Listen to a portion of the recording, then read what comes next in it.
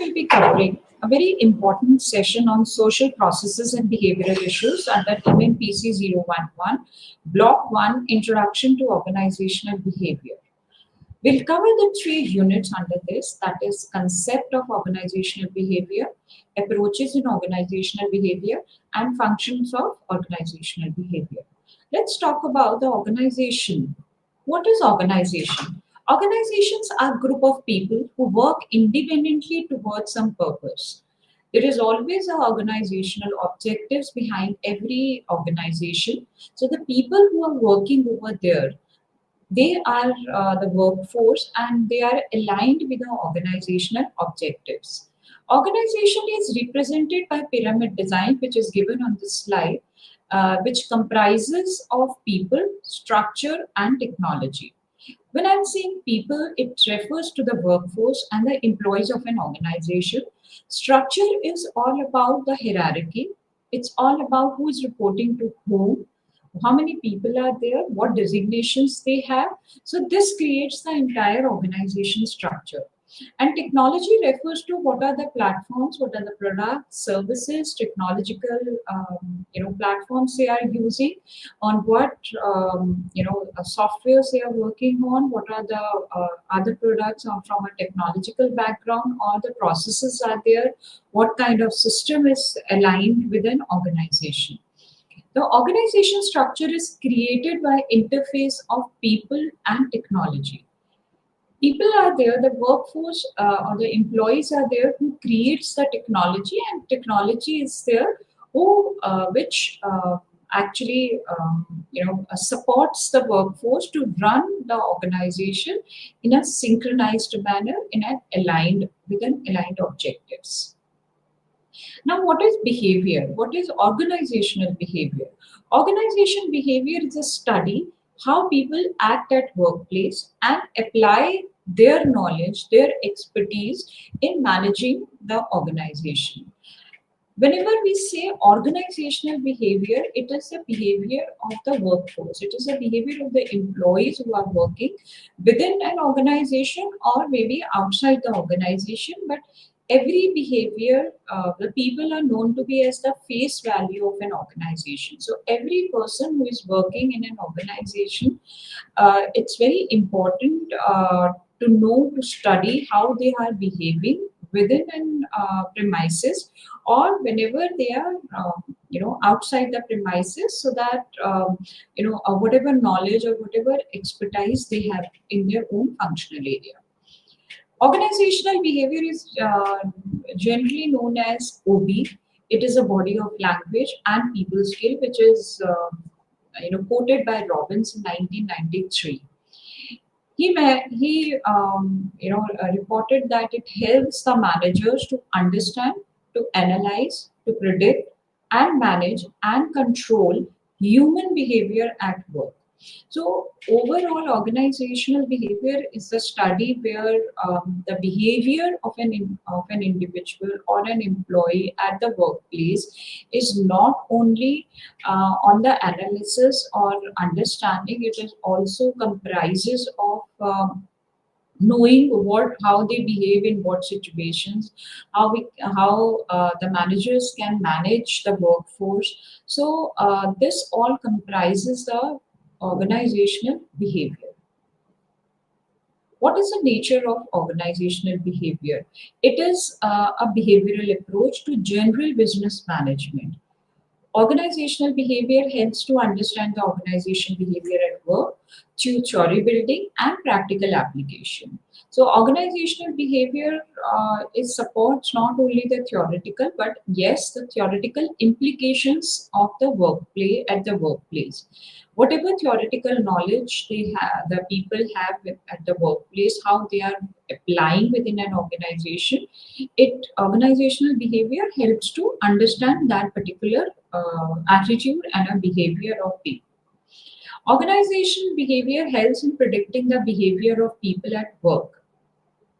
It is an interdisciplinary area which derives knowledge of sociology, anthropology, psychology, to constitute the applied behavioral sciences. In most of the organization, it is seen that the people who are working within an organization, if how they are working, how social they are, how they are behaving with their inter teams and intra teams, how they are behaving with their managers, what are the best ways they can really use their knowledge, whether they are able to apply that knowledge or not. So this is a very interdisciplinary area which revolves around the anthropology, sociology, and psychology. Organizational behavior analyzes the behavior on all the three levels and create the organization culture. The three levels are individual level, group level, and organization level. Individual level is all about the individual, all about the employee himself or herself. Group level is about the team development, team behavior, how what can be the social behavior within the team or among the teams within an organization. And when we say the organization level, it is all about the strategic level, how the organization is aligned with the the personal growth or the personal objectives of an individual. What is the behavior of a person or an employee at the workplace, which leads to or which align with the organization structure and the organization objectives. Organizational behavior is an action oriented and goal oriented principle. It provides a rational thinking and about the people and their behavior. The organization behavior is not only a theoretical concept or a theoretical knowledge, it is very action oriented and it is very logical and well structured. So, logical about the people, why they are behaving, how they are behaving, why they are behaving in this one situation, and the behavior of the people is different in the other situations. To understand this is all about organizational behavior.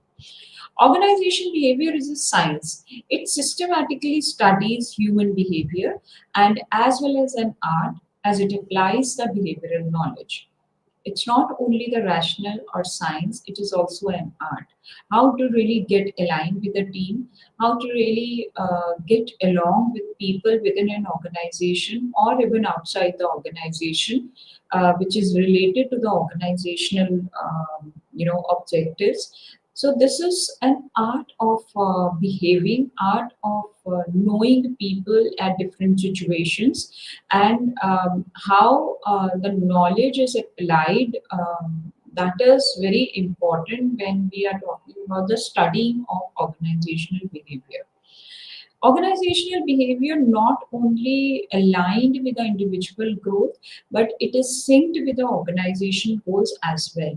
So it is seen and it is researched that the people in an organization, if their objectives are aligned and sync with the organization goals, they are known to be as the successful organizations. They are the human organizations. They are concerned about the people, about the employees. It is well said that those organizations treat their people as an asset. So, because their objective, they are aligned with the personal growth and individual goals of their own employees. So, organizational behavior main objective is to fulfill both people and organization goals.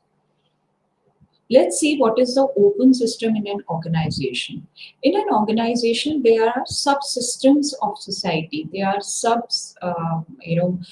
when we say the department, when we say the subsystems in a society. The society subsumes many systems. The society is made up of many systems. The open system is perspective not only identify the characteristics of system in terms of relationship with other systems external to it, but also provide the framework to understand the internal structures, internal functions, and processes which binds them.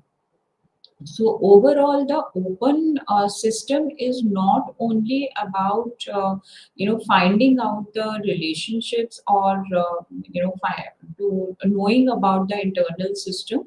It is also relates with how it is related with the external systems. So open system is focuses on external constraints on organizational action, because every organization have their own internal system, as well as they are interacting with the outside system also. So the open system provides the blueprint or a framework how to understand not only the internal structure, internal policies, rules, regulations, but also align them and process to understand the processes, to sync the functions and the processes with the external system.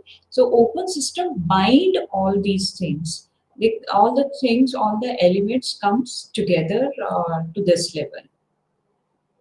Now, what is institutionalism? Organization structures are purported to develop an highly institutionalized context. Institutionalization refers to the creating, defining, execution of all the principles, rules, regulations, norms, policies, etc. After the creation, the next step is to regulate that flow of activities, the flow of rules and regulations, implementation of the rules and regulations, and how the organization, in fact, is practicing those rules and regulations. And lastly, it is between and within the organization. It is not within the internal system of the or internal structure of the organization. It also happens between the two organizations. So it is influence. The institutionalization is influence to take the practices and procedures that are defined by prevailing rationalized ideas about organization work held in society. So overall, when we say the organization structure, it is not only creating, but it is equally important to flow that rules and regulations and the norms, and later on implementation between and within the internal system of an organization. Then there is another model, which is a new model, that is new institutionalized model. The dimensions of rationalized environment boundaries are not clearly defined. These elements are environment mechanism which influence the organization. The extant set of organization includes the identity, structures, and activities patterns. So when we talk about the new part, or the new part where the dimensions are, are there, it's not within the boundaries. So here it is an open system where the environments are influenced by the organizations.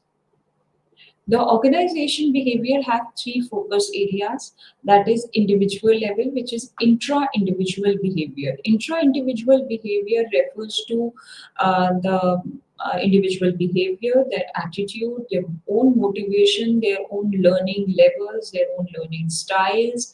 Are they really self-motivated or somebody else is motivating to them? Group level is interpersonal behavior. Interpersonal behavior refers to the exploring of the rules, regulations, norms, behavior, roles, group behavior, leadership, and team building. This is between the people, between the teams within an organization. And the organization refers to the strategic level, which refers to the organization structure, the organization policies, their own internal systems, practices, and top of it is organization culture, which is created by the people through the entire system. How the organization is creating an environment to be synced with the group level and individual level areas. Organizational environment. Organizational environment is also known as environment organization culture. There are basically four types of organizational environment. First is homogeneous, which is stable.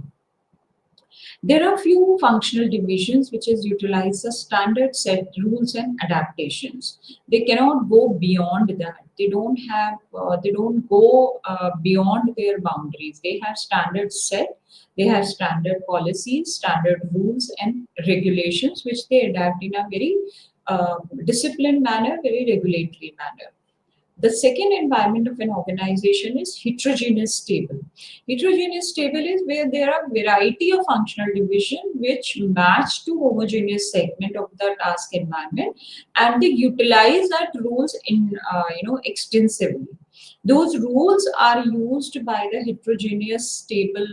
When we say the organization culture or organizational environment is heterogeneous, there the functional divisions match with the homogeneous segments, and they utilize those rules. Whereas in a homogeneous, there are very few functional division which utilize standard rules, and they are very strict to adapting, the policies or the rules or the behavior, or maybe the adaptation is very tough there.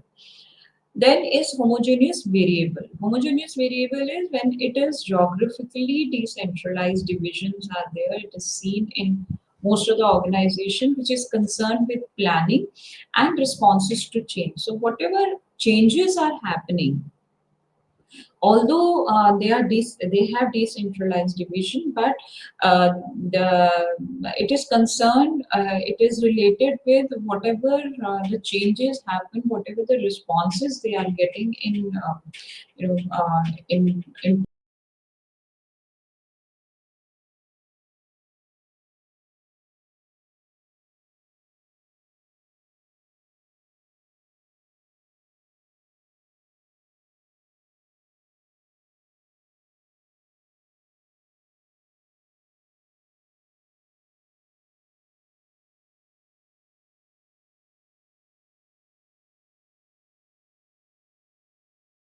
Okay, so let's see what is organizational environment is all about.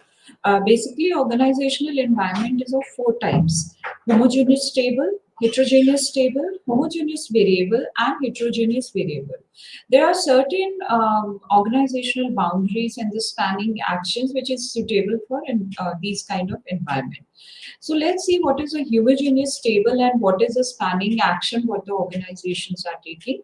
Here, in this environment, a few functional divisions utilize the standardized rules or adaptation, whereas in the heterogeneous stable environment, the variety of functional divisions match to homogeneous segment of the task environment and utilizing the rules extensively.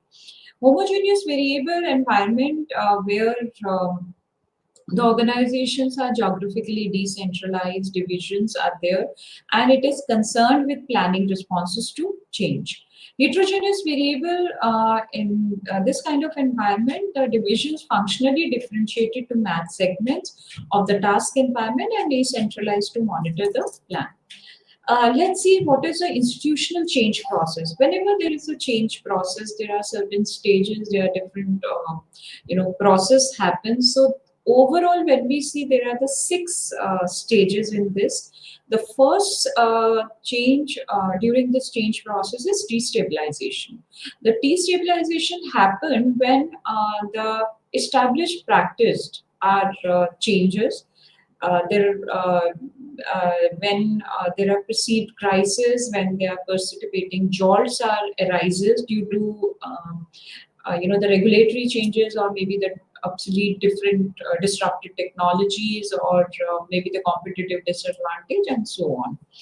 The second stage happens when the new players emerge, when the new players comes in a picture, and they establish their own institutional framework. That stage is actually known as deinstitutionalization.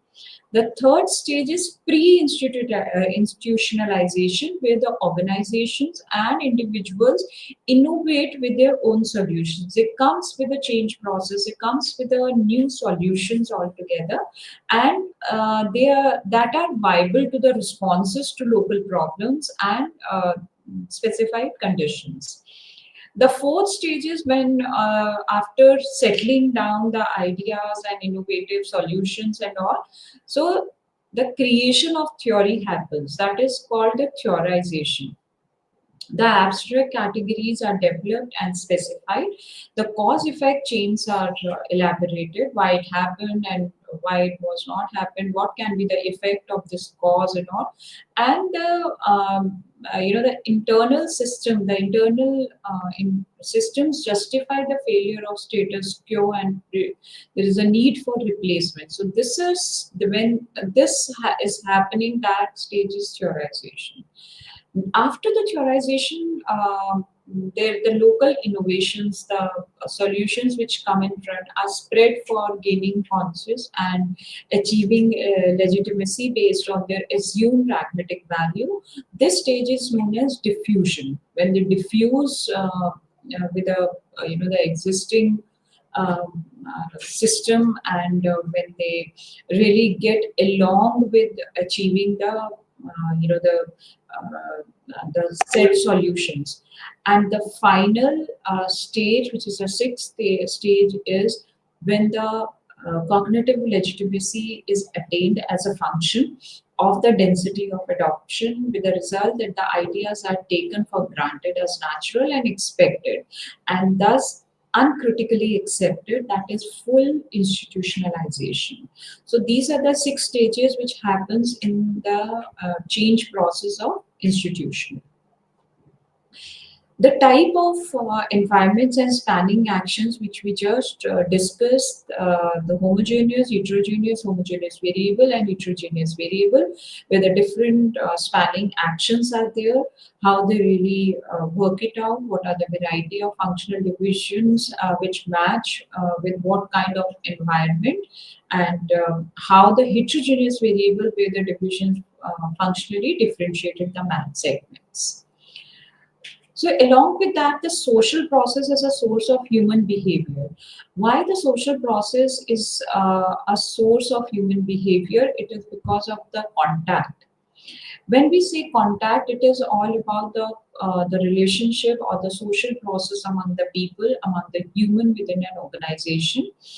Second is adjustment and accommodation. When people are interacting with them, it is all about the interpersonal relationship and accommodating the people within the structure, within whatever changes are happening, they are accommodating with those changes, or whatever with the bonding happening. So this is again another way of social process.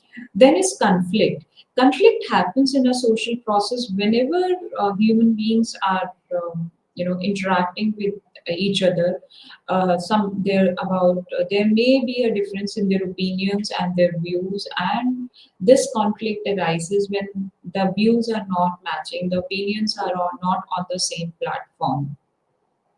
In a social process, there is another source, that is conflict. After conflict, this is competition.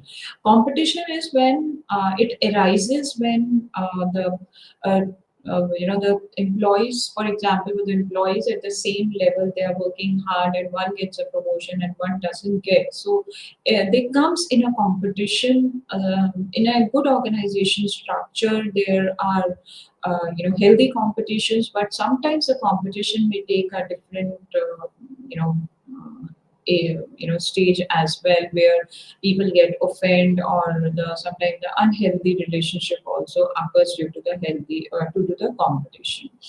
Then the another element is cooperation. Cooperation is when everybody is aligned with each other's objectives, when everyone in an organization cooperates, collaborate to work together as a team.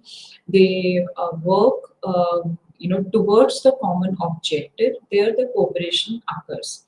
Then in assimilation. Assimilation occurs when they assimilate, they synergize all these things together. Then there is acceleration and socialization.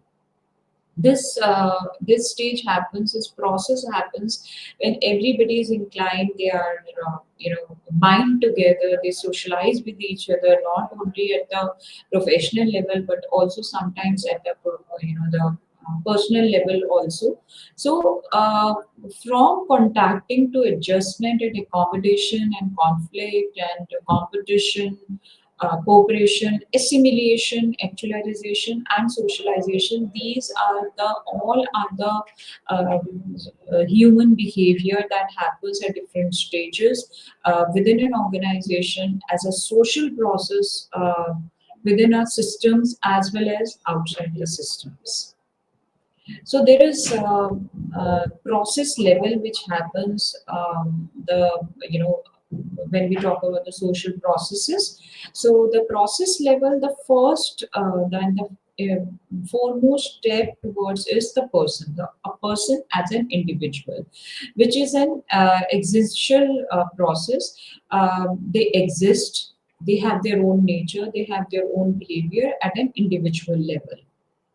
Second steps comes to next process comes to when they interact with each other. Before that, it was intrapersonal, about themselves, about their own existence, about their own nature, their own behavior. Next comes to intrapersonal stage, where it is in an empathetic process. This refers to an empathetic process because here two people, more than two people, are interacting with each other on an empathetic way. Then comes the role. Role is a coping process when they are coping with the other people based on their roles, their duties, their behaviors. Then it comes the building process. Building process refers to when the group comes together, when it is a bonding, when the teams are, they are creating the teams or they are creating the groups towards the specific goal or an objective. After this, the intergroup ac- activities happen through the collaborative process. Collaboration works happens when everybody is aligned with the goals and they are moving towards the common objective of the organization. Within a system, within the structure, it is very important to have a collaborative effort to achieve the goals. Because once the employees are aligned with the organizational objectives, then only the organization growth happens, which is the next stage, which is also called as growth process. After the growth process, there is an interface influence process, which happens with the organizational commitment environment. Within the organizational culture or within the organization, there is interface influence process which happens, and later it moves towards the community, which is a process of social awareness. So whatever is happening within the system, it goes out of the boundaries and it goes to the social processes, to the community, and finally to the society, which is a value process. So overall, the change processes is starts from individual level to the societal level. There are different phases. There are different processes from intrapersonal or existential process to empathetic process and coping process, building process. Then moving from building process, creation process, it moves to the collaborative process, then growth process, from growth to interface process and social process and social awareness, and finally to the value processes. So all these levels happens consciously or subconsciously in every organization, every structure, every system. There are, when we talk about the organizations, there are mainly two types of organizations, that is bureaucratic and modern organization. Either it is bureaucratic or modern organization, they go through all these social processes, which we just discussed. But let's see what is the difference between these two organizations. These two type of organizations, the Max Weber give the concept of bureaucratic organization, where these organizations are very rigid. They have clear defined roles and authorities. They are centralized. They have top-down decision hierarchy. The decision is making is aligned from top-down. The communication is from formal to top-down. Flexibility is very low, and the employees of bureaucratic organizations are motivated through extrinsic motive, like salaries or the promotions, etc. Whereas the modern organization highlights the role of relationships. It is quite flexible and decentralized. Normally they have a flat structure. It is participative, and employee empowerment is seen. Oh, it is open, transparent, cross-functional, and informal communication is there. The flexibility is very high. It encourages the change and innovation. And the employees of the modern organizations are intrinsically motivated employees. They are motivated from internally, that is autonomy or growth opportunities. Further, we see about the culture, the bureaucratic organizations are very focused on the rules and controls, and they're very, rigid in that. They have specialized roles. They have as far as the cross-functional exposure is there. Traditional and functional use of technology is very limited.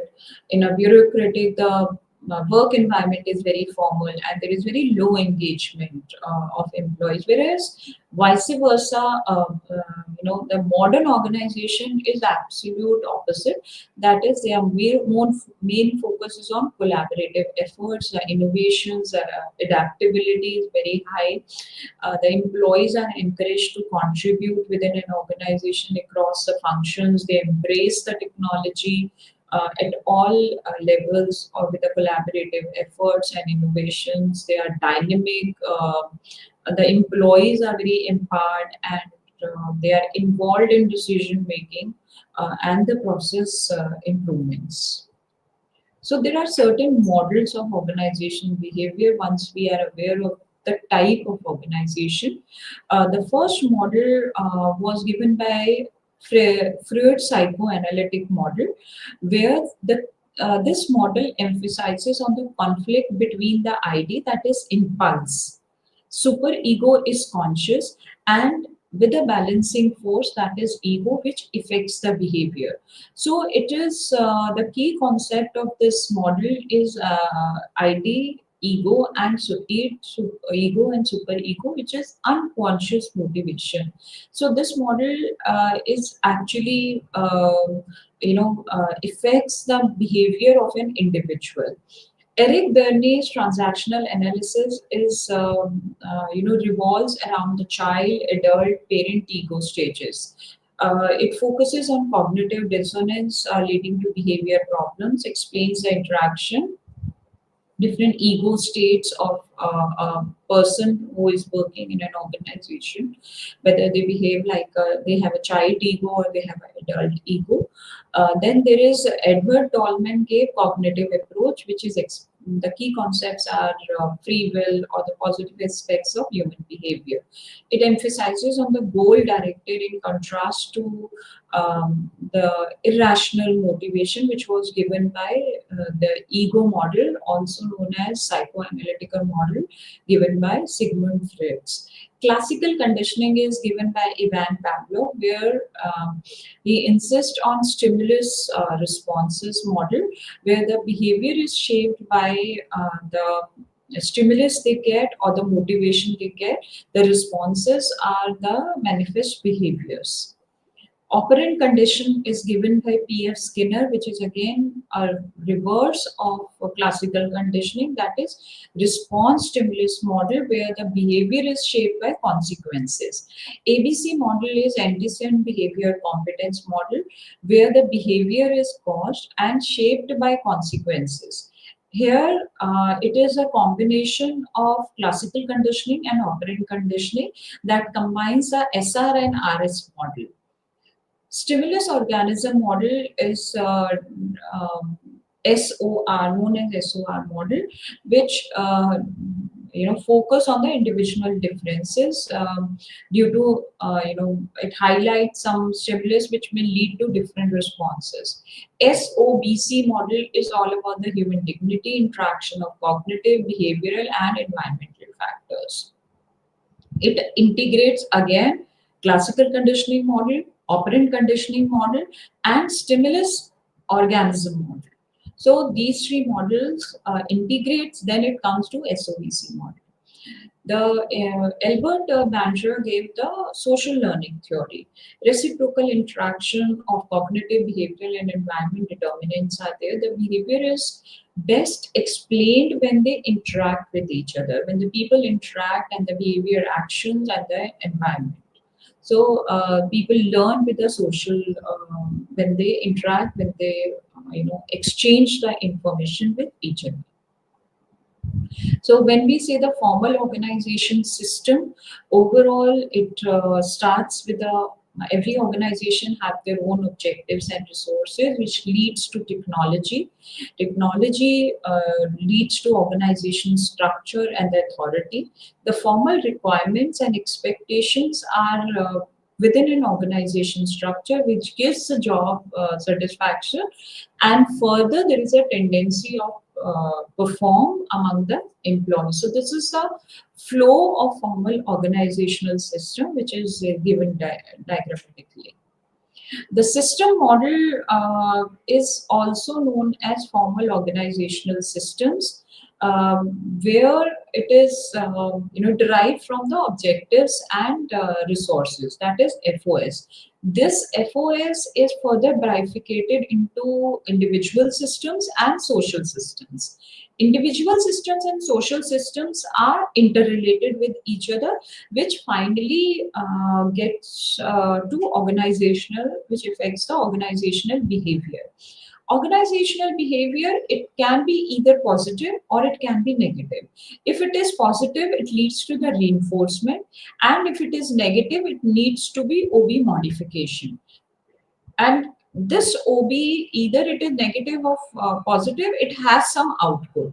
That is the organizational effectiveness. This organizational effectiveness has to give the feedback to the structure, so that the further objectives and resources are redesigned, reframed, and further involve and integrate with formal organizational system. So this is the overall systems model from organizational behavior view. Basically, there are 4 OB models. If we see from a very broader perspective, that is autocratic, custodial, supportive, and collegial. So let's understand about the details of these OB models. When we say autocratic, it depends on power. The managerial orientation of autocratic is authority. If it is authority, the employee orientation, the employees are very obedient. They need to follow. They are bound to follow the rules and regulation. The employee psychological result is personal dependency. Employees are substance, the needs are very subsistence. The performance is very minimum because they are binded. They are not allowed to do anything else apart from the rules which is already defined. The moral measure of autocratic is compliance. Whereas the custodial OB model it depends on economic resources, and the rewards are material. The managerial orientation is material rewards. They focus on the formations of the rewards in response of the work done by the employees. The security is there when we say from employees' point of view. Organizational dependency is in custodial, where the employee psychological results happens to be. Maintenance and security of employee needs is very important. The satisfaction is quite high among the employees. The supportive OB model is depends on leadership. It's more of a leader where the leaders are supporting to the team or the assigned to them. When there is leadership, the managerial orientation naturally to be a supportive, to be on a support mode. The employee orientation is inclined towards a performance because it said that when there is a suitable support, the employees also performs very well. Then the employee psychological result is participation, and the employee needs are high order. Awakened drives are there on the performance result, and the moral measure is motivation. The collegial organizational behavior model is focused on mutual contribution. It is more of a contributory efforts are there. Integration and teamwork is there. The responsibility, the employees takes the responsibility on their own. The self-discipline is one of the very important psychological result. Self-realization is there.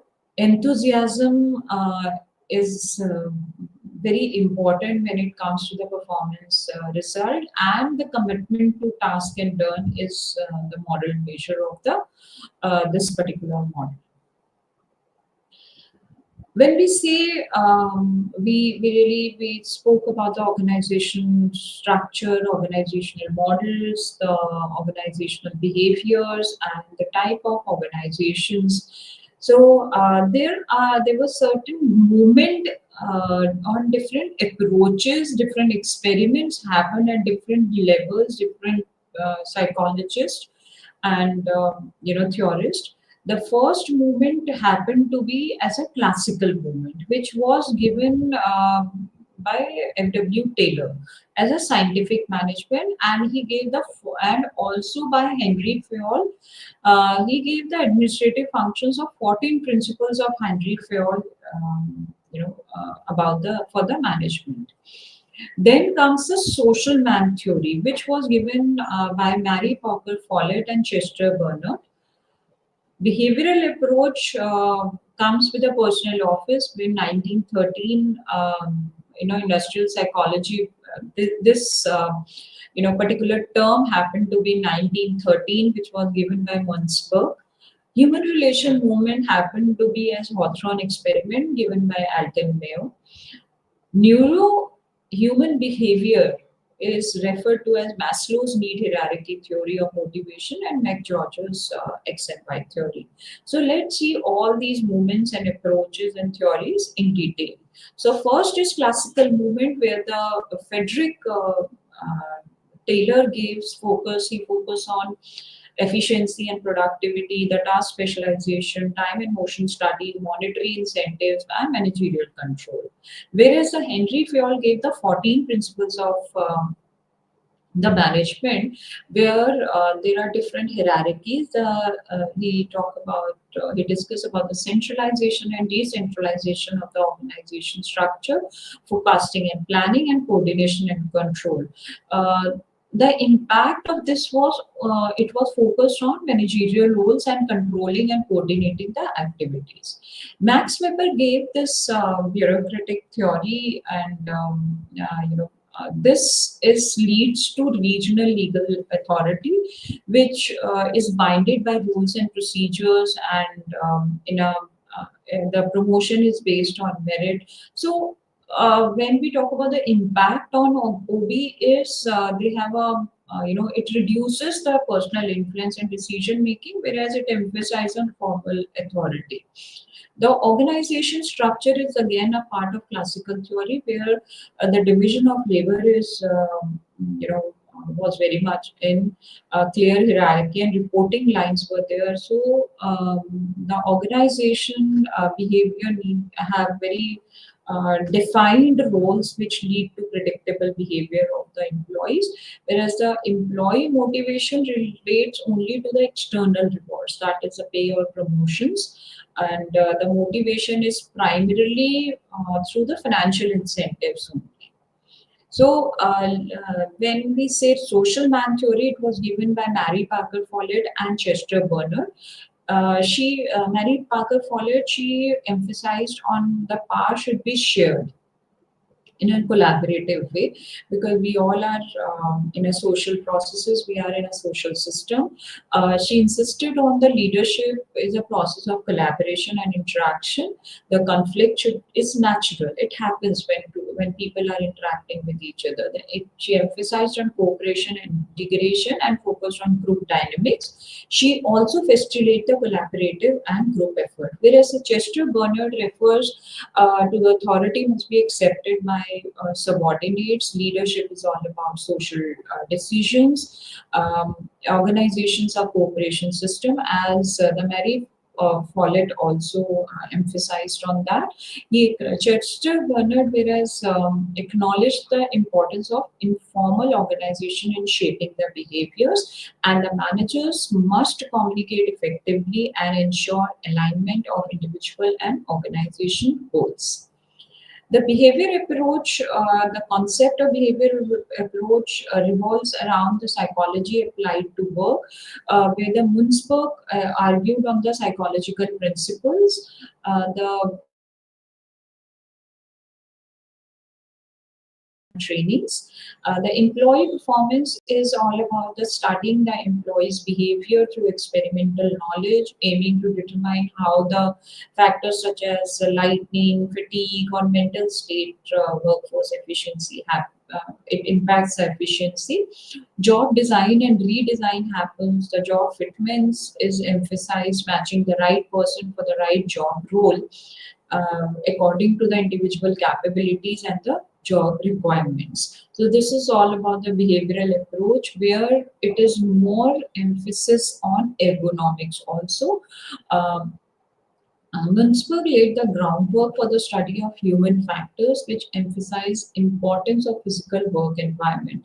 He emphasized more on training and motivation. He believed in importance of training, and it was researched and reported that the more trained employees perform better. They have improved skills and productivity, and they understand, and it also enhances the employee motivation.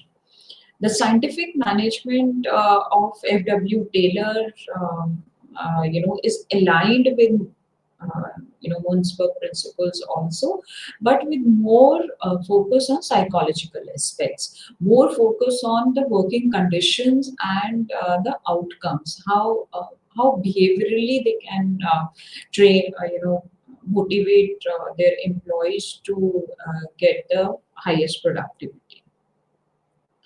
The human relations approach is well defined by Hawthorne experiment, which was done by Elton Mayo from 1924 to 1932 at the Hawthorne plant of the Western Electric Company in Chicago.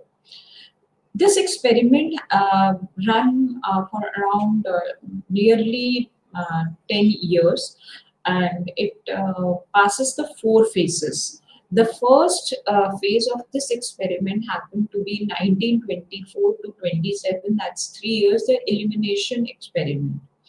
Second was relay assembly test room, that was from 1927 to 29.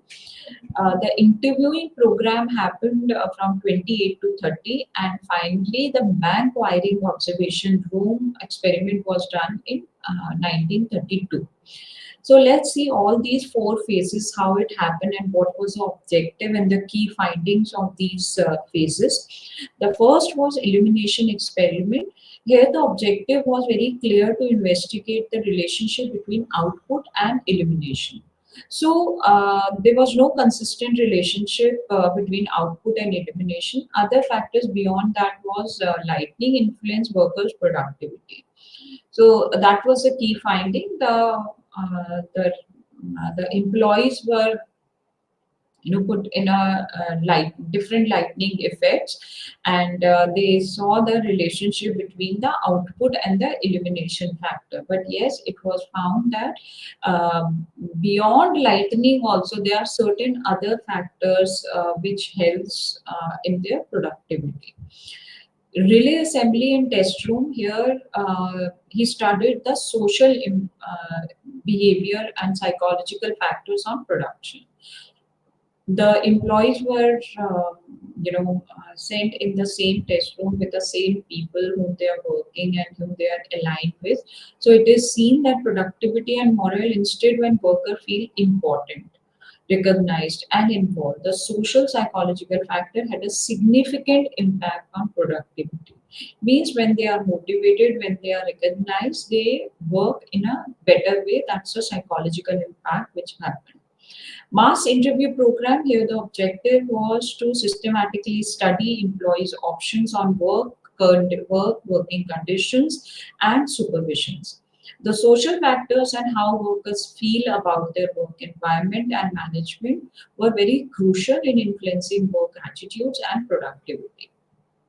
Lastly, it was in 1932 that was bank wiring test room experiment where he observed a group of workers under conditions close to natural and compare the production records. So the findings were the informal relationship among the employees, the group dynamics, social norms significantly impact the behavior and performance. So overall, this was a human approach, which was this was done through experiment on different stages on the social process to investigate the relationships or to study the employees' options on work and to observation of the group of people under certain specific conditions.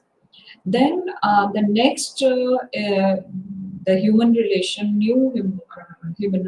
theory is Maslow's need hierarchy theory. This theory was have overall five stages. The first basic stage it is said to be as he said Abraham Maslow said one has the base need, that is physiological needs, which relates with hunger, home, and related needs, which are basic needs. Once these needs are fulfilled, then only person really look on further to the next level of needs.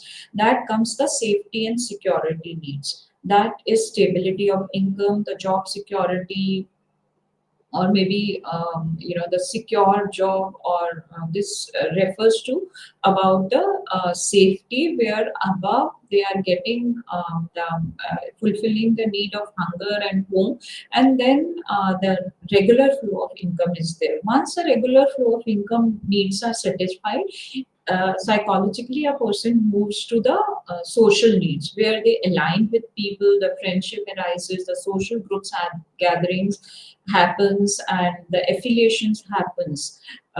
Then after social needs, there is a need arises which is called as esteem needs. Esteem needs refers to the status of person. Status of person may refers to the kind of work they are doing, the kind of the upliftment they have in their own status. After the esteem needs are also fulfilled, there is the ultimate need that occurs is self-actualization need. Self-actualization need refers to the self-fulfillment above overall all the basic needs. So basic first three needs relates with the basic needs, whereas the esteem need and self-actualizations are the upper side of needs, which happens only after once a person is satisfied with their home or with their basic needs, about the money, about the friends, about the group gatherings, then it comes to the upper side of the needs. So, according to Abraham Maslow, one has to go through all these needs step to step over and above. Then there is McGeorge's theory X and theory Y, whereas theory X refers to the management assumes the employees are resistant to work and must be controlled to meet organizational goals, where the result is managers must use the close supervision. The external rewards are very important, whereas in theory Y, The approach believes in employees are natural, creative, ambitious, and self-motivated and anxious. They are self-directed, self-controlled. Here, the people are committed to work to the organization goals, whereas in theory X, they are little ambition. They are forced to work, and proper directions are there. Behavioral science theorists also contribute to sociometric analysis, operant conditioning, and behavior modification, and projective test, which was given by David Macklin on the need hierarchies theories. Contingency models were also given, motivators and Herzberg factors were mentioned, and the Hackmans and Oldmans, where the 5 core dimensions were also mentioned on employee performance and satisfaction. So that's all for today, because we have done the behavioral science theories. We have done the human relation and different approaches. We have done the OB modification models, the formal organization, processes, types of environment, organizational environment, and the institutionalization, the open system, and also about the nature of organization behavior, where it was very important, and for the entire social processes of the entire organization, and how it impact on different phases, different approaches are there, how the theorist approach and towards the organizational behavior, how it impact the organizational behavior, what was the key findings of different experiments and theories. That's all for today, and see you in the next session. Thank you so much. Namaste.